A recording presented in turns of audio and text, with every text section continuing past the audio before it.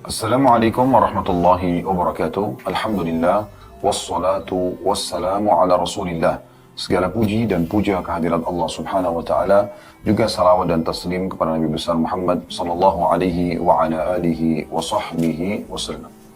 Saudaraku seiman, semoga Allah subhanahu wa ta'ala di hari pertama Ramadan, 1 Ramadan 1444 Hijriah ini memberikan kita panjang umur di atas ketaatan kepadanya, kesempurnaan iman, dan juga pembersihan terhadap seluruh dosa-dosa dan kesalahan, serta Allah subhanahu wa ta'ala memudahkan kita mendapatkan Ramadan ini sempurna, dan Ramadan yang banyak ke depannya sampai ajal datang nanti, semuanya dengan keimanan dan mengharapkan pahalanya, sehingga dosa-dosa kita dibersihkan. Semoga Allah menolong kita dan memudahkan kita untuk melalui puasanya dan sholat malamnya, begitu juga dengan membaca Al-Quran, zikir, berdoa, sedekah, dan seluruh ibadah-ibadah yang lainnya. Allahumma amin. Dan semoga tentunya ini menjadi penyebab kita semua akan dimasukkan ke dalam surga firdausnya tanpa hisab. Allahumma amin. Teman-teman sekalian, pada kesempatan ini insyaAllah di 1 Ramadan 1444 Hijriah kita akan membedah buku baru tentunya. Setelah sebelumnya kita sudah menyelesaikan buku Kuni Zawjatan Najihah, jadilah istri yang sukses, yang diterjemahkan oleh penerbit dengan Menuju Rumah Tangga yang Bahagia, ditulis oleh Dr. Najlah Hafidhahullah. Dan Allah subhanahu wa ta'ala memberkahi kita dan memudahkan kita menyelesaikan buku tersebut. Semoga menjadi ilmu yang bermanfaat, terutama bagi ibu-ibu tentunya. Dan insya Allah pada hari ini kita akan masuk ke bedah buku yang berbeda, yang akan rutin dikaji insya Allah setiap Kamis, pukul 13.00 waktu Indonesia Barat, yaitu 35 sababan li ghufrani dzunub fi dhaw'il kitab was sunnah, atau 35 amal pelebur dosa. Ya, kalau terjemahan letterletnya ya sesuai dengan panduan dari Al-Quran dan juga Sunnah. Ditulis oleh Fatin bin Abdul Aziz, penerbitnya Darul Tayyibah Al-Khadra di Mekah. Dan ini cetakan pertamanya di tahun 1421 Hijriah. Dan diterjemahkan tentunya oleh Ahmad Sabik, dan ini diterbitkan di Indonesia oleh Darul Haq Jakarta. Dan insya Allah buku ini akan kita bedah poin demi poin dari 35 pelebur dosa dengan izin Allah subhanahu wa ta'ala sampai kita menyelesaikannya, dan semoga Allah subhanahu wa ta'ala mengikhlaskan niat kita semuanya dan menjadikan sebagai ilmu yang bermanfaat. Allahumma amin. Kita akan coba dulu berikan muqaddimah dalam masalah ini. Penulis mengangkat di situ renungan, dan beliau memulai dengan firman Allah subhanahu wa ta'ala dalam surah Al-Imran ayat 133 sampai 134 yang bunyinya, A'udzu billahi minasyaitonir rajim. Bismillahirrahmanirrahim. Wasari'u ila magfiratin min rabbikum wa jannatin 'arduha as-samawati wal ard. Saya ulangi, wasari'u ila magfiratin min rabbikum wa jannatin 'arduha as-samawati wal ardu 'iddat lil muttaqin الذين ينفقون في السراء والضراء والكاظمين الغيظ والعافين عن الناس والله يحب المحسنين.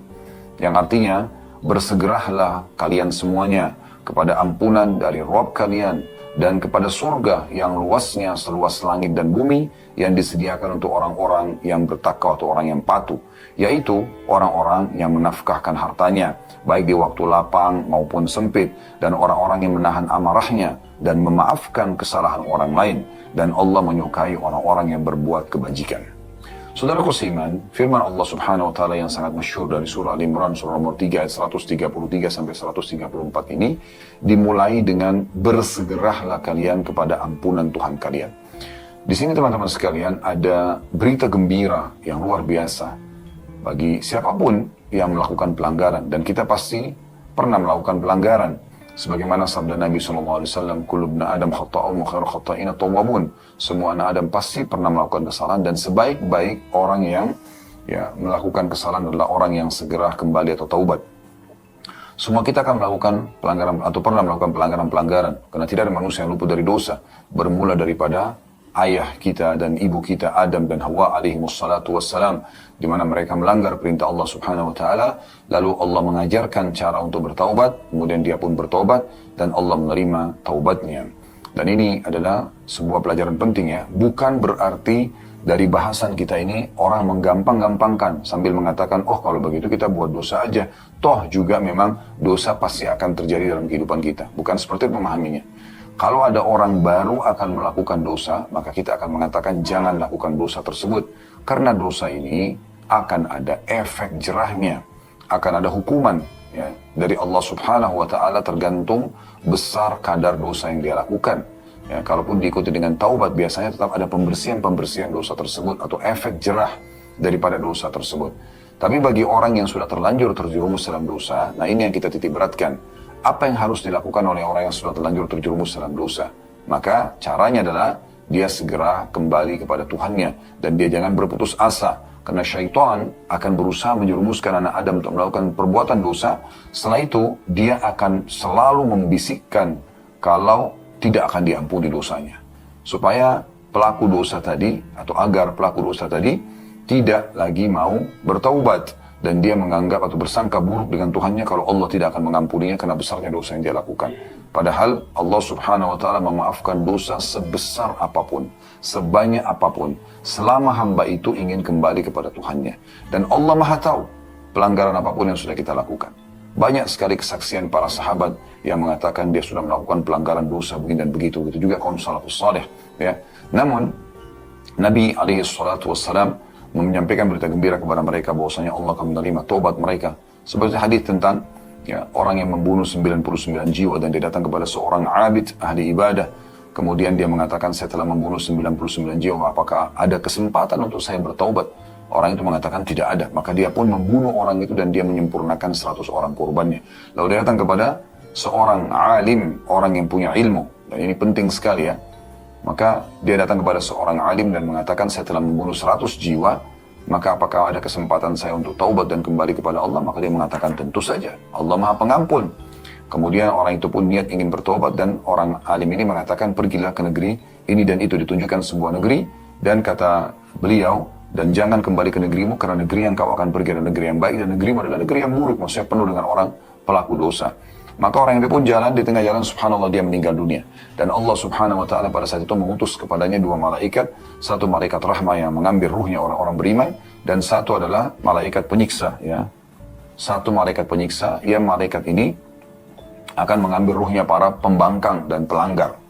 Maka pada saat itu ya, Allah SWT mendatangkan malaikat ketiga yang menengahi mereka dan mengatakan, ukurlah jarak ya. Kalau dia lebih dekat kepada negeri yang dia akan pergi, maka diambil ruhnya oleh malaikat penyayang atau kasih sayang yang membawa ruhnya ke surga. Dan kalau akan membawa ruhnya ya, dan itu menandakan dia akan menjadi ahli surga.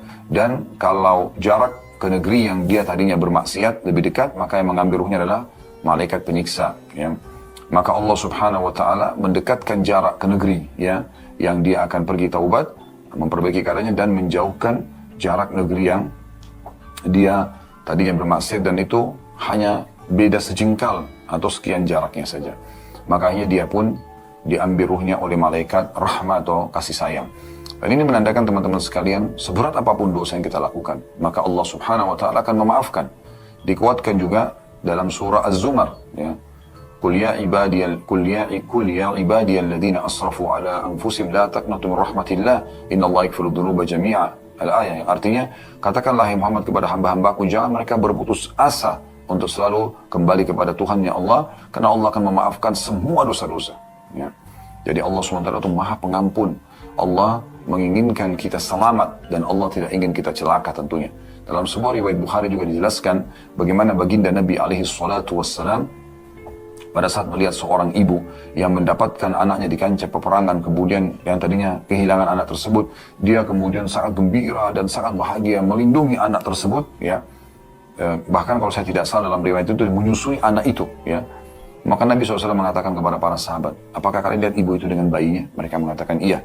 Kata Nabi SAW, apakah kalian menyangka atau mengira kalau kita membakar sebuah api unggun, ibu tersebut mau untuk melemparkan anaknya ke dalam api itu? Maka mereka mengatakan tentu saja tidak. Kata Nabi SAW, demi zat yang jiwaku dalam genggamannya, sungguhnya Tuhan kalian Allah lebih penyayang, lebih sayang kepada kalian daripada ibu itu kepada anaknya. Allah tidak ingin kita celaka, Allah tidak ingin kita disiksa.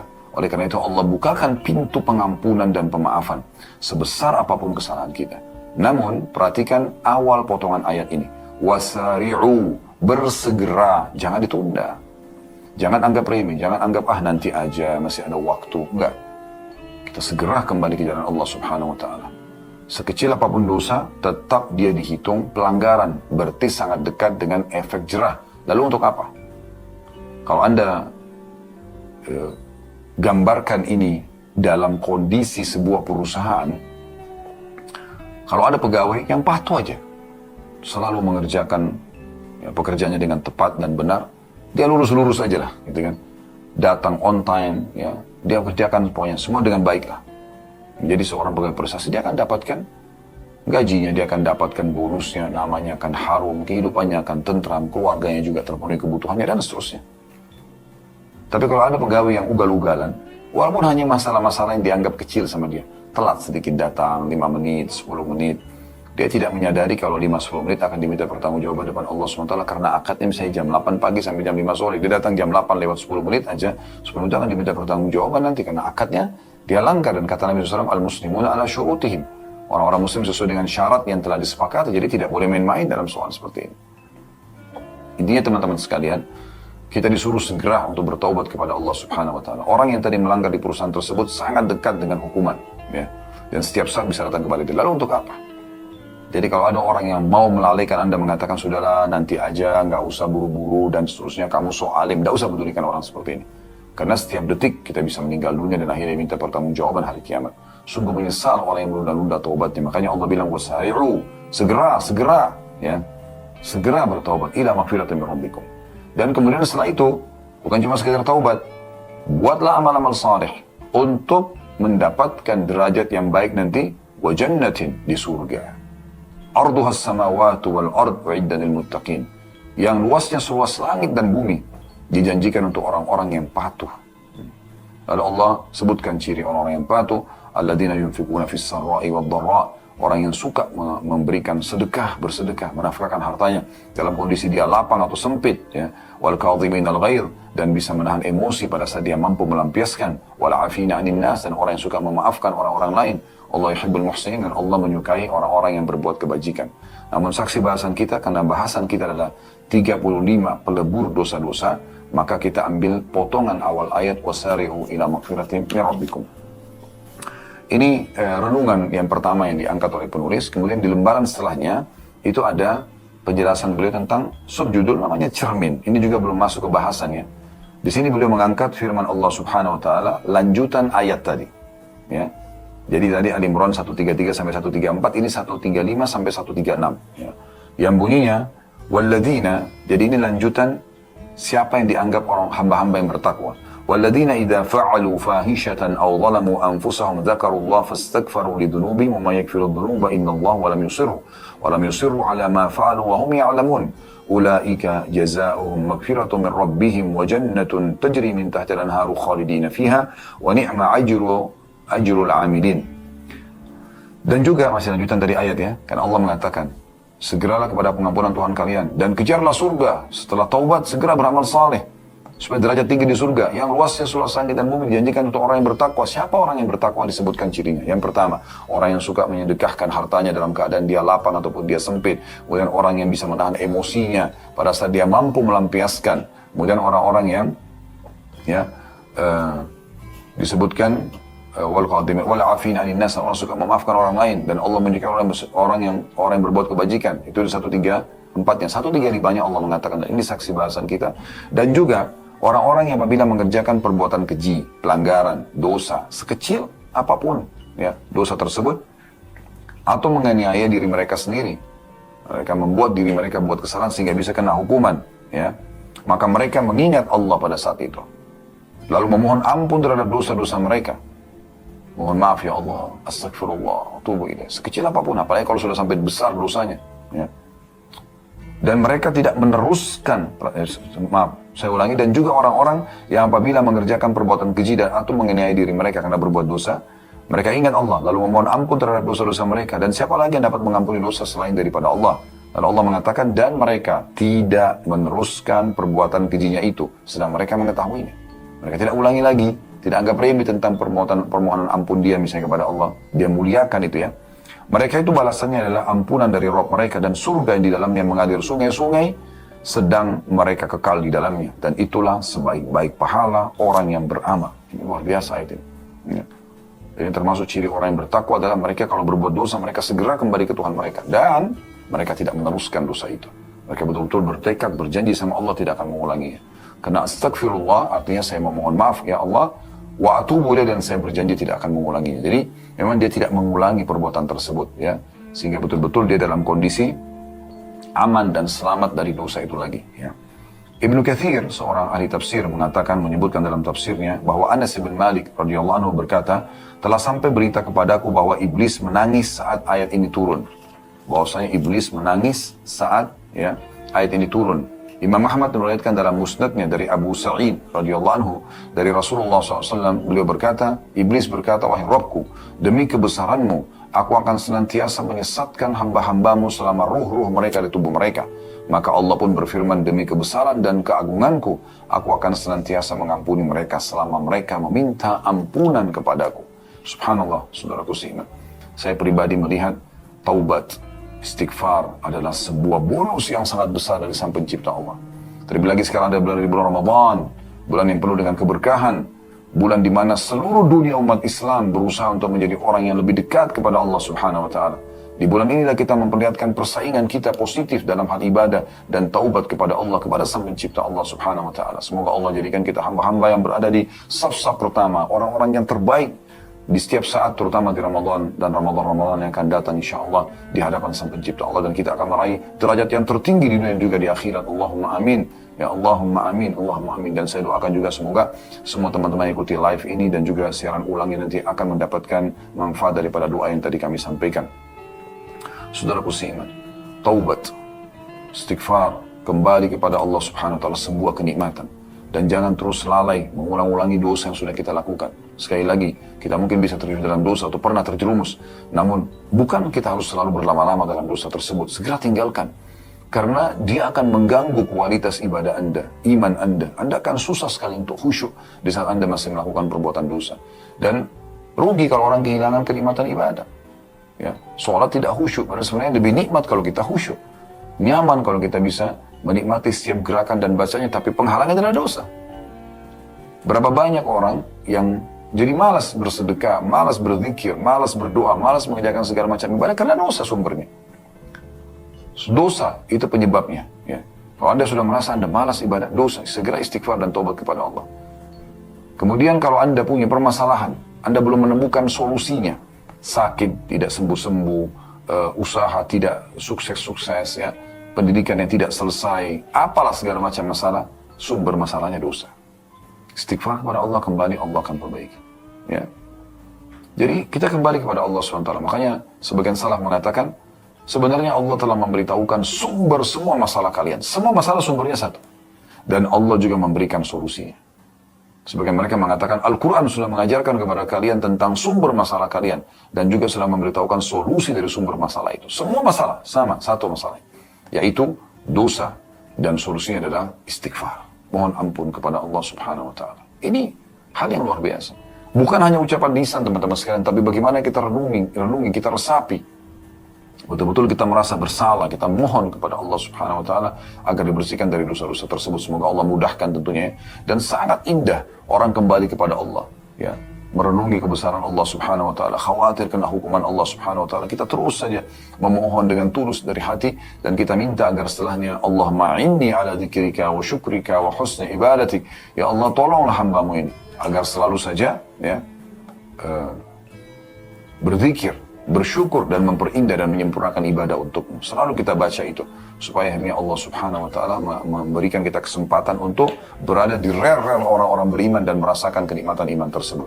Sampai Ibnu Taimiyah rahimahullah mengatakan, andai saja para raja-raja tersebut, ya, raja-raja mencintai dunia, orang-orang yang mengejar dunia ini, mengetahui bagaimana nikmatnya ibadah dan keimanan dalam hati kami, maka pasti mereka akan cemburu dan mereka akan membunuh dan membelah dada-dada kami untuk mengambil kenikmatan tersebut. Orang beriman, teman-teman sekalian, akan sangat beda keadaannya dengan orang yang tidak beriman, apalagi orang yang jauh dari agama. Ya. Orang beriman, makan enak, dia bersyukur. Makan kurang enak, tetap dia bersyukur. Dalam kondisi dia sehat, dia bersyukur. Dalam kondisi dia sakit, dia bersabar dan berterima kasih kepada Allah, masih diberikan ujian untuk meninggikan derajat dan membersihkan dosanya.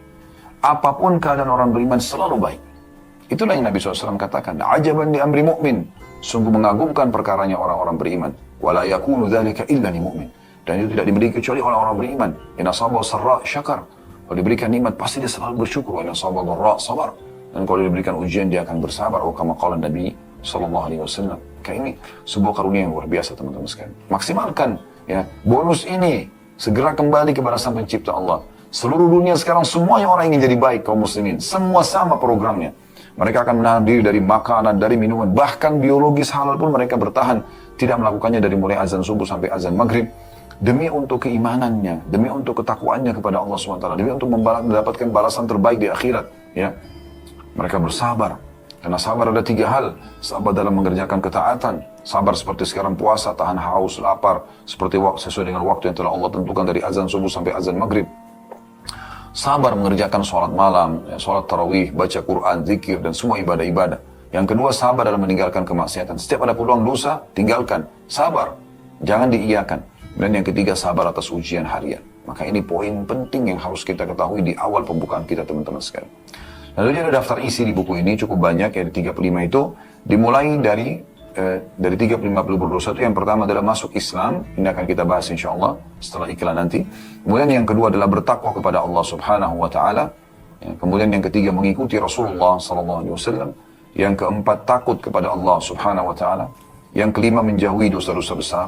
Yang keenam iman dan amal saleh. Yang ketujuh beriman dan berjihad dengan harta dan juga jiwa. Yang kedelapan sedekah dan infak di jalan Allah Subhanahu wa Ta'ala.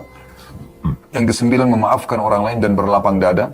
Yang kesepuluh menyingkirkan sesuatu yang membahayakan di tengah jalan. Yang kesebelas menyayangi binatang. Yang kedua belas taubat. Yang ketiga belas istighfar. Yang keempat belas melaksanakan hukum Allah Subhanahu wa Ta'ala. Yang kelima belas musibah yang menimpa seorang muslim jadi pelebur dosanya. Yang keenam belas berwudu ya, secara umum. Yang ke-17, yang ke-16 berwudu, yang 17 berwudu lalu melaksanakan sholat. Maksudnya sholatnya partner antara wudu sama sholat. Kalau yang ke-16 wudu saja secara umum. Yang ke-18 melangkahkan kaki untuk mengerjakan sholat. Yang ke-19 sholat fardu. Yang ke-20 menunggu waktu sholat. Ya. Yang ke-21 mengucapkan Rabbana walakal hamd. Wahai Tuhan kami segala puji bagimu. Di i'tidal. Yang ke-22 mengucapkan amin dalam sholat berjamaah. Yang ke-22 ya. Yang ke-23 sujud. Yang ke-24 sholat Jumat dan bersiap-siap untuk melaksanakannya. Yang ke-25 menjawab azan dan berdoa setelahnya. Yang 26 sedekah dan juga amar ma'ruf dan nahi mungkar. Yang ke-27 puasa Ramadan. Yang ke-28 sholat tarawih. Yang ke-29 sholat pada malam Lailatul Qadar. Yang ke-30 haji. Yang ke-31 umrah. 32 duduk dalam majlis zikir atau ilmu. Yang ke-33 rutin mengucapkan la ilaha illallah. Yang ke-34 mengucapkan subhanallahi wa bihamdi. Dan yang ke-35 bertasbih. Inilah kurang lebih judul-judul bahasan yang akan dibedah dalam buku ini tentunya. Teman-teman sekalian, berhubungan dengan masalah 35 pelebur dosa. Ya. Di situ sebelum masuk ke amal yang pertama, ada kata pengantar juga yang cukup menarik untuk disinggung ya. Di situ ada singgungan tentang firman Allah Subhanahu wa Ta'ala surah Az-Zumar ayat 56 ya. Yang berbunyi antakula nafsun ya hasrata ala ma farrattu fi jambillah. Ya, segera bertobat, segera beramal saleh agar jangan ada yang mengatakan amat besar penyesalanku atas kelalaianku dalam menunaikan kewajiban terhadap Allah. Dalam surah Az-Zumar ayat 56. Bagi teman-teman yang belum pegang bukunya, karena ini hari pertama kita membedahnya, bisa Anda membuka surah Az-Zumar ayat 56. Di mana memang Allah Subhanahu wa Ta'ala mengingatkan, nanti orang mati, banyak orang yang menyesal. Dan mereka mengucapkan ini, Allah sudah berikan kita bocorannya. Isinya adalah, dia mengatakan, ya jangan ada yang mengatakan, amat besar penyesalanku atas kelalaianku dalam menunaikan kewajiban kepada Allah. Nah itu, nanti akan ada penyesalan itu. Ya. Itu juga diangkat surat Tahrim ayat 8. Ya ayyuhalladzina amanu tubu ilallahi taubatan nasuha. Hai orang-orang yang beriman, segeralah taubat kepada Allah dengan taubat yang semurni-murninya. Sebelum datang penyesalan tadi dalam surah Az-Zumar 56, maka segera taubat. Karena orang taubat itu akan selamat dari penyesalan. Ya. Dia kembali kepada Allah subhanahu wa ta'ala. Dan taubat nasuha yang disinggung dalam surah Tahrim ayat 8, ya, yaitu taubat yang sungguh-sungguh, disertai dengan penyesalan terhadap dosa yang telah lalu, serta bertekad untuk tidak mengulanginya. Makanya Umar bin Khattab radhiyallahu anhu pernah ditanya mengenai taubat nasuha, jawab beliau, taubat nasuha adalah apabila seseorang bertaubat atas perbuatan jahatnya dan tidak akan mengulanginya selamanya. Pernyataan semacam ini banyak ditemukan dalam perkataan para ulama salaf. Ibnu Qayyim rahimahullah berkata, taubat termasuk maqam atau tingkatan orang-orang yang sedang menuju kepada Allah subhanahu wa ta'ala.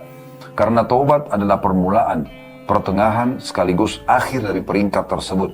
Maka hamba itu tidak akan pernah meninggalkannya sampai akhir hayatnya. Artinya, walaupun dia sudah taubat nih, tetap aja diikutin selama hidupnya sampai dia wafat, kalau dia selalu beristighfar dan bertobat. Walaupun dia sudah pernah bertobat kepada Allah. Itu orang yang tulus, yang nasuha seperti itu. Selalu saja diikuti keinginan sekali untuk mengulang-ulangi taubat tersebut.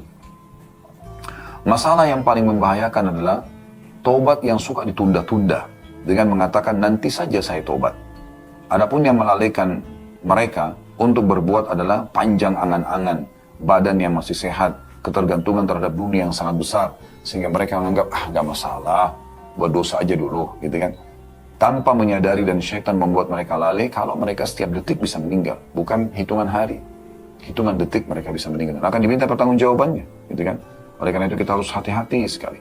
Yahya bin Mu'ad berkata rahimahullah, yang menghalangi taubat seseorang adalah panjangnya angan-angan, dan tanda-tanda orang yang taubat adalah mencucurkan air mata penyesalan, senang menyendiri, serta introspeksi diri dalam setiap keinginannya sehingga tidak ceroboh dalam mengambil sebuah keputusan.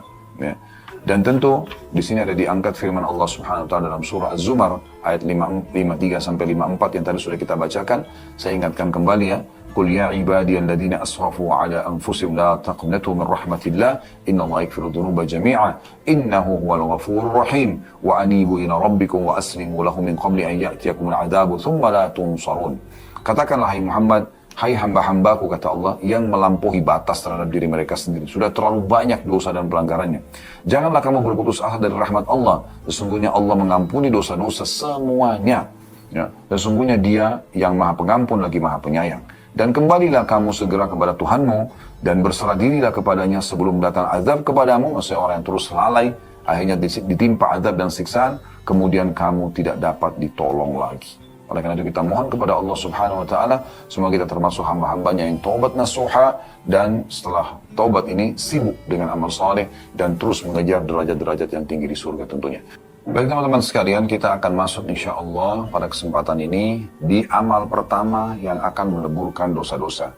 Namun sebelumnya saya mengajak seluruh teman-teman yang mengikuti acara ini, baik secara langsung ataupun siaran ulang, jangan lupa teman-teman sekalian selalu memberikan dukungan terhadap channel-channel dakwah. Apakah channel dakwah kita ini atau channel-channel yang lain yang menyampaikan sesuai dengan dalil Al-Quran dan Sunnah, sesuai juga dengan pemahaman para salafus salih dan orang-orang salih sebelum kita. Dukungan Anda di YouTube tentunya dengan like, dengan komen yang positif, dengan di-share di Facebook dan juga di Instagram, dengan Anda follow misalnya. Ini sangat luar biasa. Anda juga akan ikut serta berpahala, sebagaimana juga pemateri dan teman-teman tim semua akan mendapatkan pahala insya Allah, dan semoga Allah ikhlaskan niat kita. Selalu share, selalu dukung teman-teman sekalian, karena ini akan sangat bermanfaat buat diri kita tentunya, dan bagi umat Islam yang membutuhkannya. Karena begitu banyak channel-channel di luar sana yang memang menyaingi channel-channel kebaikan dari kemaksiatan kepada Allah Subhanahu wa taala, dan banyak sekali pendukungnya yang akhirnya mereka akan panen dosa-dosa tentunya. Dan kita sedang membahas masalah peleburan dosa. Harusnya kita menyadari tentang masalah hati-hatinya ya, tentang masalah dosa tersebut, karena efeknya sangat luar biasa. Saya sudah bahasakan tadi, semua sumber permasalahan kita ada di dosa, dan solusinya adalah istighfar dan taubat. Baik teman-teman sekalian, kita akan masuk di amalan yang pertama, yaitu masuk Islam. Subhanallah, ini adalah amalan yang luar biasa ya. Bagaimana Islam itu pada saat seseorang menganutnya akan menjadi penyebab seluruh dosa-dosanya akan dimaafkan di masa lalu. Ini karunia yang besar sekali yang harusnya kita fikirkan bersama-sama. Jangan pernah tinggalkan satupun dari kerabat Anda, dari kenalan Anda, atau bahkan orang yang tidak Anda kenal kebetulan ketemu. Kebetulan ketemu di mall, kebetulan ketemu di kereta api, kebetulan ketemu di bus, kebetulan ketemu di pesawat, kebetulan ketemu di ruang meeting, kebetulan ketemu di mana sajalah ya. Anda punya kesempatan untuk berbicara dengan seseorang yang masih non-muslim, tawarkan Islam kepada mereka. Tawarkan Islam kepada mereka. Jangan pernah berpikir Anda harus seperti Dr. Zakir Naik atau misalnya guru beliau Ahmad Didat untuk menguasai isi Alkitab, kemudian berdialog sama mereka. Jangan pikirkan itu. Ada orang mungkin yang levelnya ke sana, tapi Anda adalah seorang muslim, punya sebuah produk namanya Islam. Anda tinggal mengajak siapapun untuk berbicara dan mendapatkan penjelasan tentang Islam. Hanya sebatas itu. Pertanyaan Anda pertama adalah kepada mereka, apakah sudah tahu tentang Islam? Atau apa pendapat Anda tentang Islam? Kita hanya butuh 5 menit saja. Kalau dia mengatakan, oh setahu saya Islam itu baik, sudah positif. Oke, kita tinggal timpali itu dengan menjelaskan, memang Islam itu baik dan mudah. Dia adalah panduan hidup. Kita jadi tahu siapa Tuhan kita tahu apa yang diperintahkan, mana yang boleh, dan kita tahu apa yang dilarang atau mana yang tidak dibolehkan. Simple saja, di dunia kita akan dapatkan kebahagiaan karena tahu mana makanan, minuman, pakaian, transaksi, ya, bisnis misalnya, kemudian juga pergaulan yang boleh dan tidak boleh. Nah itu kita jadi terawasi dan bagus sekali. Dan Islam datang selalu memberikan yang halal diikuti dengan thayyibah, artinya berkualitas, gitu kan. Kalau dia misalnya bicara tentang Islam tidak baik, Islam itu garis keras, Islam itu teroris, Islam itu apa saja, maka biarkan dia berbicara, setelah itu baru Anda jelaskan, itu kan pendapat Anda tentang Islam. Kalau menurut kami sebagai seorang muslim, agama kami begini dan begitu. Jelaskan apa adanya, apa yang Allah mudahkan dalam lisan Anda bahasakan. Anda tidak pernah tahu kalimat mana, kata mana yang menjadi penyebab bisa memasukkan Islam dalam hatinya. Berapa kali orang yang masuk Islam di tangan kami datang, subhanallah, ke kantor atau kami ketemu berpapasan, lalu kemudian syahadat, ya. Kemarin tiba-tiba ada satu orang masuk ke media, kemudian minta untuk syahadat, lalu kami pandu dari handphone dengan mudahnya gitu. Ya. Dan kadang-kadang mungkin tidak masuk akal kita sebagai seorang muslim, ada yang hanya karena mendengar azan, kemudian tertarik masuk Islam, ada yang hanya karena melihat busana muslim dan muslimah, bagaimana pakaian mereka begitu tertutup dan rapi, maka juga masuk Islam. Ada yang tertarik karena melihat setiap muslim, tetangganya selalu atau temannya selalu menuju ke masjid, ada yang hanya sekedar dari akhlaknya, ada yang sekedar dari bacaan Al-Qur'annya, ada segala macam. Ya. Hidayah di tangan Allah Subhanahu wa taala. Maka ingat poin ini teman-teman sekalian, ya. Baik. Di sini penulis mengangkat dalil pertama dalam sebuah hadis diriwayatkan oleh Bukhari dari Abu Sa'id Al-Khudri radhiyallahu anhu, sesungguhnya dia mendengarkan Rasulullah sallallahu alaihi wasallam bersabda, "Idza aslama al-'abdu fa hasuna islamuhu yukaffiru Allahu 'anhu kulla sayyi'atin kana zalafaha wa kana ba'da dhalika al-qisas al-hasanatu bi'ashri amsalha ila 700 dha'fin was-sayyi'atu bimithliha illa an yatajawaza Allahu 'anha." Artinya, kata Nabi SAW, apabila seseorang masuk Islam dan bagus keislamannya, dia betul-betul menjadi muslim yang patuh. Apa yang Allah halalkan dia nikmati, yang diperintahkan dia kerjakan, yang dilarang dia jauhi. Ya. Maka Allah akan menghapus seluruh dosa yang pernah dia lakukan. Kejahatan apapun yang pernah dilakukan di masa dia sebelum muslim, akan dimaafkan semuanya. Lalu setelah itu, mulai setelah dia masuk Islam, mulailah ada pembalasan. Ya. Kalau dia berbuat baik, satu kebaikan akan dibalas dengan 10 kebaikan atau 10 balasan sampai 700 kali lipat balasan. Dan kalau dia berbuat satu pelanggaran agama, kejahatan, dosa, kriminal, hanya akan dibalas dengan yang semisalnya. Hanya catat satu dosa saja. Kecuali Allah mengampuninya. Subhanallah, perhatikan ya. Jadi kalau orang masuk Islam, semua dosa masa lalu dimaafkan. Dan, ya, plus lagi, teman-teman sekalian, kalau dia berbuat baik setelah itu, dia berbuat setelah itu, maka akan dicatat 10 kali lipat, bahkan 700 kali lipat. Dan kalau dia buat dosa, hanya catat satu dosa saja. Itu pun kalau masih di bawah masyiatillah, atau di bawah naungan Allah. Insya adzaba wa insya ghafaralah. Kalau Allah mau, Allah maafkan. Kalau Allah mau, Allah akan hukum dia. Berarti masih besar kemungkinan dimaafkan. Makanya di sini kata Nabi SAW, illa an yatajawazallahu anha, kecuali Allah maafkan. Dalam beberapa riwayat akan kita sampaikan insya Allah, bahkan bukan cuma dosanya dimaafkan. Semua amal-amal kebaikan yang dipandang baik dalam agama Allah, seperti sebelum masuk Islam dia bakti sama orang tua, dia senyum sesama manusia, dia bantu orang susah, dia jenguk orang sakit, apalah gitu kan, yang dia lakukan kebaikan-kebaikan, dia mengajar kebaikan, ilmu umum misalnya, mengajar matematika, mengajar fisika, mengajar biologi, apa saja misalnya kebaikan. Semua itu akan ditarik setelah masuk Islam, setelah syahadat menjadi kebaikan dia. Nanti akan kita jelaskan riwayat-riwayat yang berhubungan dengan itu. Jadi luar biasa. Selain diampuni dosanya, juga akan dicatat semua kebaikan yang pernah dilakukan sebagai amal soleh setelah masuk Islam. Dibawa semua itu. Sebelum syahadat tentu tidak bisa dihitung kebaikan. Ya. Maksudnya akan dinilai nanti dia dapat balasan hari kiamat gitu kan. Tapi setelah masuk Islam semuanya ditarik kebaikan yang pernah dilakukan itu menjadi perbuatan yang baik. Jadi dosanya bersih, plus lagi ya akan diberikan pahala semua atau dicatat sebagai pahala yang pernah dikerjakan dari kebaikan-kebaikan masa lalu. Ini kan luar biasa. Kalau Anda mengatakan kalau gitu Ustaz, enak benar orang yang masuk Islam ya maka saya kan sudah terlanjur lahir dalam keadaan Islam ya. Anda berarti dari lahir, dari mulai balik Anda sudah punya kesempatan untuk beramal kan gitu. Kalau mereka kan baru setelah masuk Islam itu, ini kan. Itu yang pertama. Yang kedua, oleh karena itu Anda harus dijadikan sebagai bahan motivasi bagaimana Anda mengislamkan orang lain. Terus saya berikan gambaran, tawarkan aja Islam. Masalah dia syahadat itu urusan nanti. Itu urusan nanti. Subhanallah, ada seorang sahabat kami tinggal di Thailand, beliau orang Thailand, subhanallah. Ya. Seangkatan dengan saya kebetulan di Madinah dari Fakultas Dakwah. Kami tamat sama-sama dari tahun 94 sampai 98 ya, waktu itu. Dan kami baru ketemu beberapa waktu yang lalu. Subhanallah, dia rutin mengirimkan saya via WA bagaimana ya para biksu ya. Kalau orang Nasrani, orang Yahudi mungkin lebih mengenal Allah, lebih mudah kita mendakwahi mereka, menyampaikan. Mereka sudah tahu Tuhan Allah, tinggal kita suruh sempurnakan, minta sempurnakan keimanan mereka dengan datangnya Nabi Muhammad SAW. Tanpa memungkiri kenabian Nabi Musa dan Nabi Isa alaihissalam. Tetapi orang-orang Hindu, orang Buddha ini kan tidak mengenal.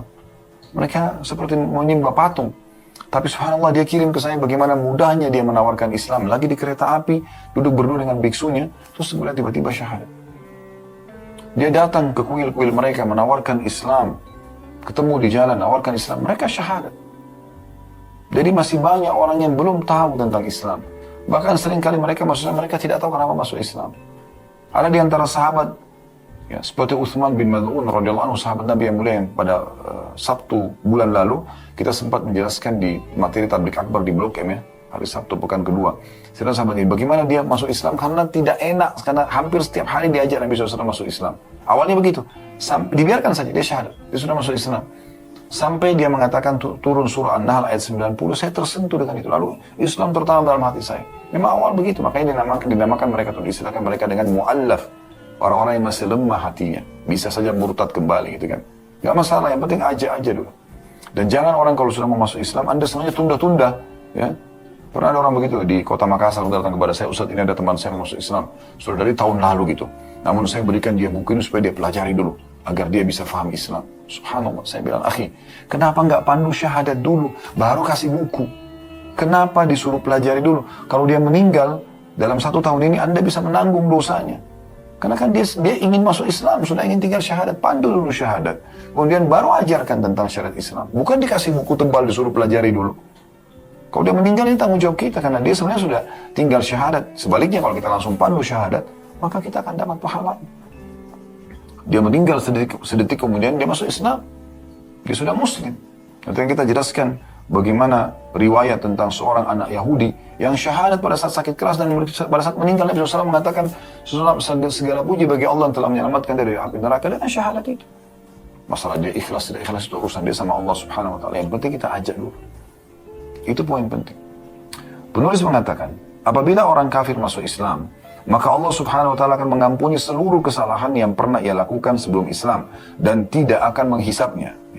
Ini adalah rahmat dan sekaligus anjuran Allah Subhanahu Wa Taala agar manusia memeluk agama Islam meskipun telah mengerjakan banyak dosa dan kesalahan. Ini semua karena rahmat Allah sangat luas jika mereka memeluk agama Islam. Imam Ibn Hajar Al-Asqalani rahimahullah ketika menjelaskan hadits ini dia berkata, yang dimaksud dengan bagusnya keislaman seseorang adalah baik keislamannya dalam akidah, keikhlasan, serta ia memeluk agama Islam secara lahir dan juga batin. Juga merasakan kedekatan dan pengawasan Allah dalam setiap perbuatannya. Maksudnya, dia masuk Islam, ya, dan dia memperbagus Islam, maksudnya dia pelajari Islam itu. Kalau dia harus ikhlas dalam setiap amalannya, dia harus memurnikan akidah, mentauhidkan Allah, tidak berbuat kesyirikan, ya. Dia betul-betul masuk dalam Islam, betul-betul menikmati apa yang dihalalkan, apa yang diperintahkan, dan meninggalkan apa yang dilarang, gitu kan. Nah, itu yang dimaksud dengan bagus keislamannya. Kemudian penulis mengangkat riwayat lain, ya. Dan ini riwayat sebagai penutup dalam amal yang pertama. Nanti kan kita tambahkan banyak informasi insyaallah.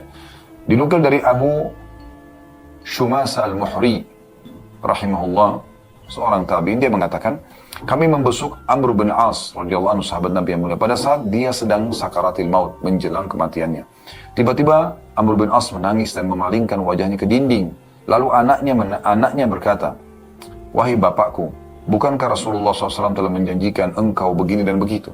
Maksudnya Rasulullah SAW termasuk menjamin Amr bin As untuk masuk ke dalam surga. Maka Amr bin As menghadapkan wajahnya kepada anaknya seraya berkata, amal perbuatan yang paling mulia untuk dipersiapkan adalah persaksian bahwa tiada Tuhan yang berhak diibadahi kecuali Allah dan Muhammad adalah Rasulullah. Ini poinnya. Jadi beliau mengatakan, beliau tadi non muslim kan, orang kafir Quraisy, tapi dia masuk Islam. Maka dia pada saat mau meninggal dia mengatakan, ketahuilah amal yang paling baik yang bisa akan kita hadapkan di sisi Allah SWT adalah 2 kalimat syahadat. Lalu dia mengatakan, sungguhnya aku telah mengalami 3 masa kehidupan dulu. Tidak ada seorang pun yang paling aku benci melebihi Rasulullah SAW. Sebelum masuk Islam, aku sangat benci Nabi SAW. Tidak ada yang mampu membuatku senang kecuali bisa membunuh beliau. Seandainya aku mati pada saat itu, benci Rasulullah SAW dan juga ingin membunuhnya, gitu kan, maka tentu saja ya, aku akan jadi penghuni neraka. Lalu tak kala Islam merasuk dalam hatiku, aku datang kepada beliau lalu berkata, ulurkan tangan kananmu untuk aku baiat. Jadi waktu Amr bin As masuk Islam, dia mengalirkan telapak tangannya kepada Nabi SAW, mengatakan, ulurkan tangan anda ya Rasulullah. Gitu kan. Ini untuk masuk Islam. Lalu Rasulullah SAW mengulurkan tangan kanan beliau dan aku memegang erat-erat tangan beliau. Maka Rasulullah SAW mengatakan, ada apa denganmu wahai Amr? Kenapa tidak langsung syahadat saja? Kenapa kok langsung tiba-tiba pegang dengan erat tangan Nabi SAW? Maka Amr mengatakan, aku menjawab, aku mempunyai sebuah syarat. Maka Nabi SAW mengatakan, apa syaratmu? Jawabku, diampuni semua dosa-dosaku. Karena aku punya kesalahan banyak nih. Dulu benci sekali sama anda. Aku juga ingin membunuh anda. Banyak kesalahanku gitu. Bisa nggak dimaafkan? Maka Rasulullah SAW tersenyum sambil mengatakan, tidakkah engkau tahu wahai Amr, bahwa Islam, kalau kau masuk Islam, akan menghapus seluruh dosa yang terjadi sebelumnya. Dan ini anda sampaikan kepada orang-orang muslim, teman anda, kerabat anda. Kalau kau masuk Islam, semua dosamu akan dimaafkan yang lalu-lalu. Plus lagi, semua amal saleh yang pernah kau kerjakan, semua kebaikan yang pernah kau kerjakan akan dicatat pahala dalam Islam. Tidak sia-sia, sedekah, jenguk orang sakit, bantu orang susah, bakti orang tua, semuanya.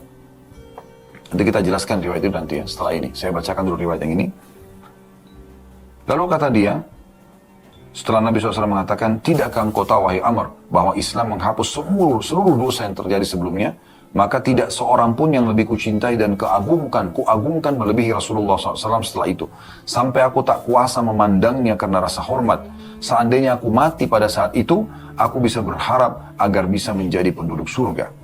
Namun, setelah itu, setelah Nabi SAW masuk Islam, meninggal dunia, ya, kita melewati banyak peristiwa. Aku tidak tahu bagaimana posisiku pada saat itu. Maka kalau aku mati, jangan ada yang meratapiku dan jangan juga menyalakan api.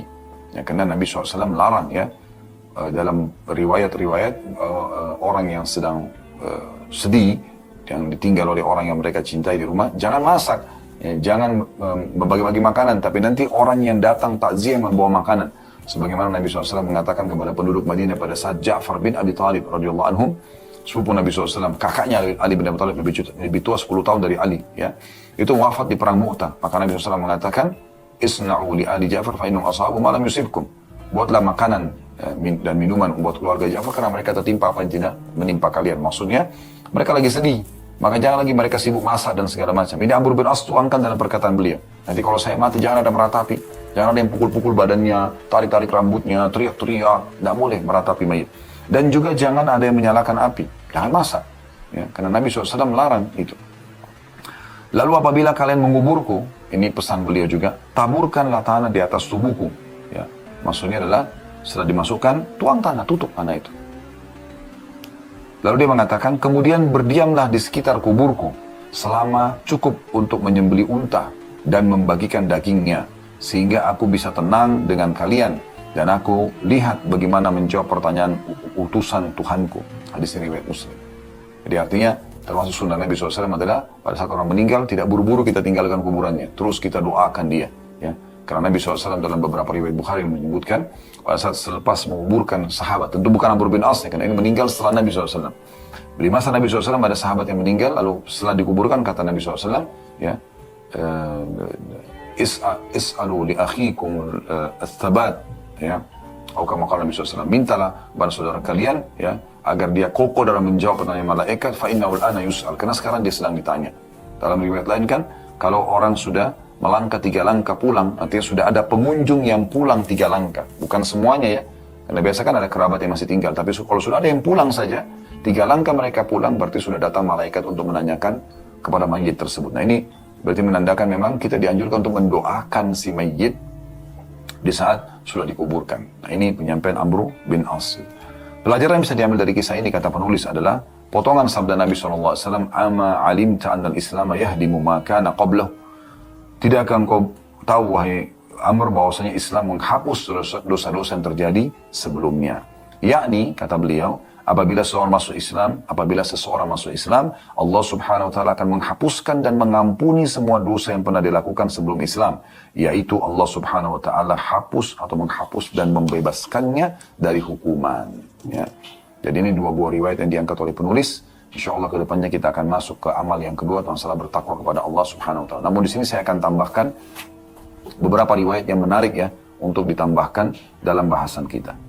Termasuk tadi yang saya janjikan ya, kalau bukan hanya sekedar dibersihkan dosa orang yang masuk Islam, tapi justru amal-amal kebaikan akan dibawa semua dalam Islam setelah dia meninggal dunia. Ya. Disebutkan dalam sebuah riwayat dari Abu Hurairah radhiyallahu anhu, qala Rasulullah sallallahu alaihi wasallam, Rasulullah SAW bersabda, "Idza ahsana ahadukum islamah," kalau seseorang di antara kalian ya memperbaiki dan menyempurnakan, membaguskan Islamnya, fakullu hasanatin ya'maluha tuktab bi asyri amthaliha ila 700 di'fin. Semua amal soleh yang dia pernah kerjakan akan dicatatkan 10 kali lipat, bahkan 700 kali lipat yang dia kerjakan setelah masuk Islam. Wa kullu sayyi'atin ya'maluha tuktab bimithliha hatta yalqallah. Dan kalau dia buat dosa, hanya catat 1 dosa saja sampai dia bertemu dengan Allah Subhanahu wa taala. Nah, dalam riwayat yang lain dari Hakim ibn Hizam radhiyallahu anhu, beliau berkata, qultu ya Rasulullah, aku pun berkata, wahai Rasulullah. Hakim ibn Hizam seorang tokoh Quraisy yang akhirnya masuk Islam ya.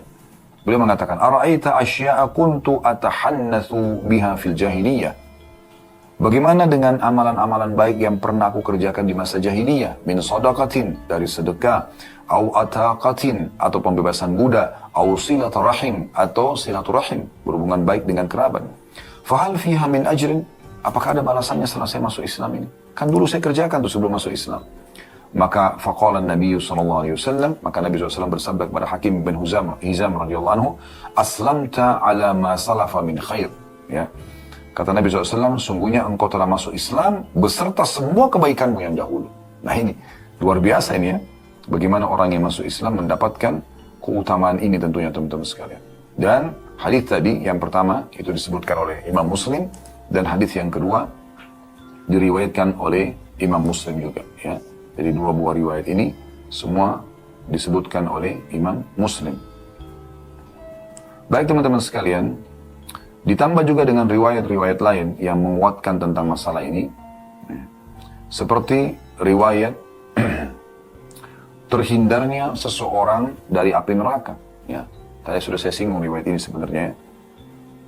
Bagaimana Anas bin Malik meriwayatkan sebuah kisah unik. Qala kana gulamu Yahudiyyun yakhdimun Nabiyya sallallahu alaihi wasallam. Ya. Dulu ada seorang anak muda Yahudi pernah membantu Nabi SAW atau menjadi pembantu Nabi SAW. Famarida fa'atahu Nabi sallallahu alaihi wasallam atau fa'atahu Nabi sallallahu alaihi wasallam ya'udu. Maka pada saat satu hari dia pernah sakit, Nabi SAW datang menjenguknya. Faqa'ada inda ra'sihi. Maka Nabi SAW duduk di bagian kepala atau atas kepalanya. Faqala lahu aslim. Maka Nabi SAW berkata kepadanya, masuk Islamlah. Fanadhara ila abihi wa huwa indahu. Maka anak muda itu melihat ke arah ayahnya, yang kebetulan ada di situ ayahnya. Faqala lahu, maka ayahnya berkata, ati' Abul Qasim. Ya. Patuhilah ayahnya Qasim sallallahu alaihi wasallam. Maksudnya, patuhlah kepada Muhammad SAW. Karena Abu Al-Qasim julukan Nabi SAW. Al-Qasim anak pertama beliau laki-laki. Maka pada saat itu fa'aslama. Akhirnya anak muda itu ucapkan syahadat. Fakharajan Nabi SAW wa yaqul. Nabi SAW keluar lalu bersabda, Alhamdulillahilladzi anqadhahu minan nar. Segala puji bagi Allah yang telah menyelamatkan dia dari api neraka. Ini luar biasa. Syahadat diselamatkan dari api neraka. Ya. Ini diriwayatkan oleh Imam Bukhari riwayatnya. Ya. Ini luar biasa. Bagaimana anak muda ini karena masuk Islam langsung dijamin surga oleh Nabi alaihi salatu wassalam. Ya. Masalah dia ikhlas, tidak ikhlas tadi saya katakan itu urusan dia sama Allah. Tapi Nabi SAW sebutkan kalau orang syahadat udah cukup. Ya. Ini tentunya riwayat yang luar biasa. Dalam riwayat lain, Innahu la yadkhulul jannata illa nafsun muslimah. Sesungguhnya tidak akan masuk surga kata Nabi SAW kecuali jiwa muslim. Wa inna Allah la yu'ayyidu hadad din birrajulil fajir. Dan Allah pasti akan menolong agama ini walaupun melalui orang fajir. Hadis riwayat Bukhari. Artinya di sini untuk masuk dalam surga selamat dari neraka harus masuk Islam dulu. Jadi kita harus khawatir, merasa prihatin dengan orang-orang yang belum masuk Islam. Semoga Allah berikan mereka hidayah. Sampaikan saja Islam sambil kita doakan. Ya, itu poin luar biasa gitu. Dalam riwayat lain, kata Nabi SAW dari hadits Abdullah bin Amr bin As radhiyallahu anhuma, anna Rasulullah SAW qala, Rasulullah SAW bersabda, qad aflaha man aslam. Beruntung sekali, ya, berbahagia sekali orang yang masuk Islam, wa ruziqa kafafan, dan diberikan rezeki yang cukup untuk memenuhi kebutuhan sehari-hari, bukan kaya ya, rezeki yang cukup. Wa qanna'ahu Allah bima atah, dan Allah memberikan dia rasa qanaah, ya, merasa cukup dan hanya bersyukur terhadap apa yang telah diberikan itu. Umar bin Khattab berkata, kami adalah satu kaum yang telah dimuliakan oleh Allah Azza wa Jalla dengan Islam. Maka bila kami mencari kemuliaan dengan selain Islam, maka pasti Allah akan menghinakan kami. Ini luar biasa. Jadi hadis tadi ditanggapi oleh Umar, dan lalu Umar menyampaikan masalah itu. Ya. Dan kedua buah hadis ini, ya, diriwayatkan oleh Imam Muslim. Maaf, yang tadi masalah siapa yang diberikan, sungguh beruntung orang yang masuk Islam, lalu kemudian dicukupi kebutuhannya, lalu kemudian diberikan sifat kalah, itu hadis diriwayatkan oleh Imam Muslim. Sementara perkataan Umar diriwayatkan oleh Al-Hakim dalam kitab Mustadraknya, ya, dan ini disetujui dan disahihkan juga oleh Az-Zahabi rahimahumullah. Ini luar biasa ya, bagaimana penyampaian-penyampaian ini sebenarnya harus dipikirkan baik-baik. Dan juga ya, Nabi SAW menyampaikan dalam hadis yang lain, kalau ada rumah yang sudah lahir dari kecil sudah Islam mereka, atau rumah itu ditawarkan Islam dan mereka terima Islam, maka itu berarti Allah Subhanahu wa Ta'ala menginginkan kebaikan buat mereka. Dalam sebuah riwayat kata Nabi SAW, ayyuma ahla baitin minal arabi wal ajam, penghuni rumah manapun, baik dari kalangan Arab atau orang-orang ajam selain orang Arab, aradallah bihim khaira, Allah inginkan kebaikan bagi mereka, adkhala alaihimul Islam, maka Allah akan masukkan Islam ke dalam hati mereka atau ke dalam rumah tersebut. Thumma taqa'ul fitanu ka'annaha dhulal. Kemudian setelah itu barulah terjadi fitnah-fitnah seakan-akan naungan awan. Maksudnya mulailah terjadi godaan-godaan untuk melanggar agama, untuk meninggalkan Islam. Tapi awalnya Allah sudah kasih mereka perangkatnya. Mereka masuk Islam. Termasuk Anda tentunya, ya, yang lahir dalam keadaan Islam. Itu karunia yang luar biasa Allah berikan. Karunia yang luar biasa yang Allah Subhanahu wa Ta'ala berikan, ya. Karena dengan seperti itu Anda akan, ya, punya peluang banyak beramal saleh. Namun tetap ada fitnah-fitnah terjadi setelahnya. Maksudnya ada ujian-ujian karena syaitan tidak ingin tentunya kita masuk Islam, ya. Tidak ingin kita masuk Islam, dan itu penting untuk kita garis bawahi, ya. Bahwasanya bukan berarti kita masuk Islam lalu kemudian syaitan tidak goda, tidak. Pasti akan tidak goda kita, pasti akan goda kita. Hadis ini diriwayatkan oleh Ahmad juga Al-Hakim, ya. Selanjutnya ada sebuah riwayat juga yang menurut saya penting untuk kita sampaikan, ya. Riwayat Al-Bara ibn Azib radhiyallahu anhu. Beliau berkata, yaqul, atan Nabi sallallahu alaihi wasallam, telah datang kepada Nabi sallallahu alaihi wasallam rajulun muqanna'u bil hadid, seseorang laki-laki yang menggunakan pakaian besi seperti baju perang kepada Nabi sallallahu alaihi wasallam. Faqal, lalu berkata, ya Rasulullah, uqatil au uslim, uqatil au aslim, atau uslim tepatnya. Apakah saya langsung ikut berperang atau saya masuk Islam dulu? Qala aslim thumma qatil.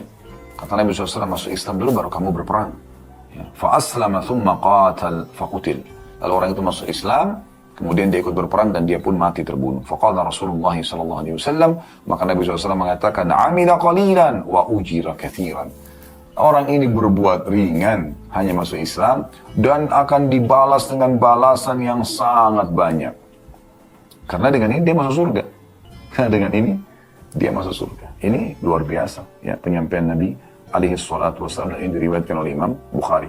Dan sekian banyak tentunya ya dalil-dalil yang menyampaikan hal-hal yang seperti ini tentang keutamaan orang yang masuk Islam. Ya. Karena itu kita jangan ragu-ragu teman-teman untuk menawarkan Islam kepada siapapun. Ya, karena mereka memang membutuhkan Islam itu. Mereka membutuhkan Islam itu. Ya. Dan bagi orang-orang mukmin, maka mereka akan kalau berbuat baik, Anda berbuat ketaatan seperti sekarang bulan puasa dan berbuat amal baik, Anda akan dapat balasan di dunia, akan dapat balasannya di akhirat. Bagi orang-orang kafir, kalaupun ada mereka buat baik ya, tapi seperti bakti sama orang tua, jenguk orang sakit, bersedekah, dan mereka tidak masuk Islam, kan syaratnya agar bisa berubah menjadi amal soleh dalam Islam, dia harus syahadat. Kalau dia tidak syahadat, maka Allah akan balas hanya di dunia saja kebaikan itu. Allah akan berikan dia kesehatan, keturunan. Namun setelah itu, di akhirat dia tidak akan dapat apa-apa. Itu dijelaskan dalam sebuah riwayat yang sahih. Rasulullah SAW bersabda, Inna Allah la yadlimu mu'minan hasanah. Sesungguhnya Allah tidak akan pernah menzalimi satu kebaikan pun seorang mukmin. Yu'ti biha fid dunya wa yujza biha fil akhirah. Allah akan kasih balasan di dunia, kesehatan, kekuatan, keturunan, dan segala macam. Dan Allah akan tetap berikan balasan di akhirat. Bukan berarti dunia dikasih, di akhirat tidak dikasih. Wa ammal kafiru fayut'amu bihasanati ma amila biha lillahi fid dunya. Sesungguhnya orang-orang kafir akan diberikan balasan dari perbuatan baik mereka yang mereka kerjakan yang di dalam pandangan agama Allah benar, seperti tadi saya bilang bakti sama orang tua, jenguk orang sakit dan segala macam, tapi di dunia saja. Hatta idza afdha ila al-akhirah lam yakun lahu hasanatan yujza biha. Sehingga pada saat dia menuju ke akhirat, maka dia tidak akan mendapatkan lagi balasan yang bisa dibalaskan untuk ya dia dari kebaikan tersebut. Hadis ini riwayat Imam Muslim. Jadi sebenarnya akan ada balasan diberikan kepada orang-orang itu kalau mereka masuk Islam. Allahu a'lam. Kalau ada benar dari Allah, kalau ada salah dari saya mohon dimaafkan. Subhanakallahumma bihamdika asyhadu an la ilaha illa anta astaghfiruka wa atubu ilaik. Wassalamualaikum warahmatullahi wabarakatuh.